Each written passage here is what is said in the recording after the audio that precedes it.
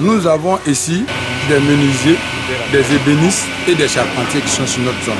Les produits finis, en ce qui concerne les menuiseries, nous faisons beaucoup les portes. Nous fabriquons cette zone de Gambie, de Yopougon, fournit à peu près tout Abidjan en porte. Parce que nous avons les machines ici, nous avons les artisans les plus qualifiés en fabrication de portes.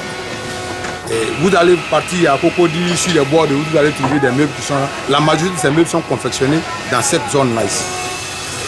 En plus, par ailleurs encore, au niveau par exemple de l'ébénisterie, tous les meubles, que ce soit les chaises, les tables, dans tout ce qui est l'immobilier d'une maison, nous fournissons tout. Voilà. Bon, nos difficultés sont de plusieurs ordres. Les difficultés d'ordre d'abord, si on va dire, d'installation. Vous-même, vous êtes là, vous allez avoir l'occasion de vous promener un peu sur l'un de nos sites, qui n'est pas le seul d'ailleurs à Yopougon.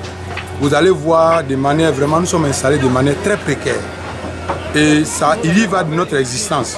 Parce que la précarité dans laquelle nous sommes, nos ateliers sont précaires, nos installations sont précaires, nos matériels sont précaires. Et nous-mêmes, nous sommes sur un site où peut-être qu'à l'horizon 2017, ou 2015, 2016 ou 2017, où nous serons peut-être déguerpis. Donc il y a tout ce problème-là. Et quand tu es dans une situation comme ça, tu vois que tu as des soucis, vraiment tu ne sais pas qu'est-ce qu'il faut faire pour ne pas quitter là-bas, on n'a pas de solution. Donc, et nous avons encore d'autres soucis d'ordre de formation, dans le cadre de formation.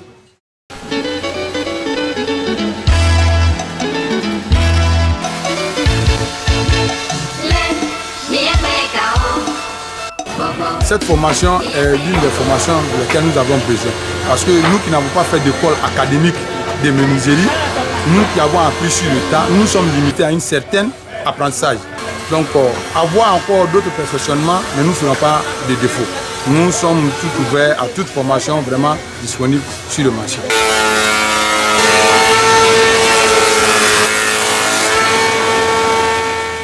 L'approvisionnement est aussi un problème.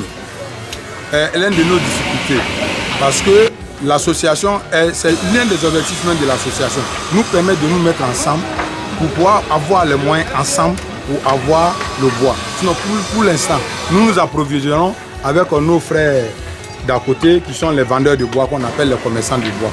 Nous ne faisons pas nous n'avons pas, le regroupement n'a pas encore un centre d'achat de bois.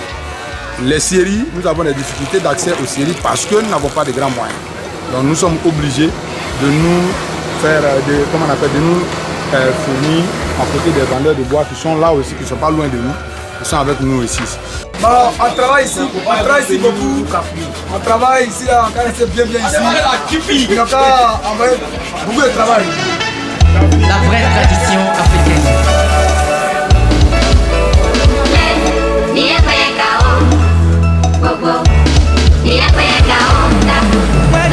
La majorité de nos artisans sont des artisans qui sont analphabètes. Et nous travaillons dans ce processus. Ce sont certaines personnes qui ont appris sur le tas. Beaucoup d'entre nous ont appris sur le tas, n'ont pas fait d'école perfectionnée de menuiserie. Donc nous avons eu nos diplômes, à part des formations d'apprentissage pour avoir nos diplômes. Donc nous avons besoin de formation pour nous aguerrir dans le métier. Nous avons au moins 100 ateliers de menuiserie et de bénisserie. 100 ateliers. Et dans certains ateliers, nous n'avons pas, moi personnellement dans mon atelier, j'ai encore deux autres patrons, on va dire patrons menuisiers, parce que je remercie ABC de nous avoir partagé la brochure sur le code de l'artisanat de la fois dernière. Et les maîtres artisans, pour le moment, nous n'avons pas encore l'évaluation exacte de ceux qui peuvent être maîtres ou pas. Nous nous appelons, nous, en tant que formateurs de ces petits apprentis, nous nous appelons des patrons menuisiers. Pour l'instant, la qualification de maître, nous ne l'avons pas encore. Et dès que ça sera ouvert, nous allons nous inscrire pour voir. Mais nous avons 100 ateliers. Sur les 100 ateliers, on a au minimum 3 personnes dans un atelier. Donc on peut être à 300, 500 personnes ici, dans cette zone. À Yopougon, ici par exemple à Abidjan, Yopougon dont nous parlons de Gambie, à Yopougon nous avons au moins 3 grands centres comme ça de regroupement des artisans des métiers du bois. Que nous, en tant que Gambie, nous gérons. Et Abidjan.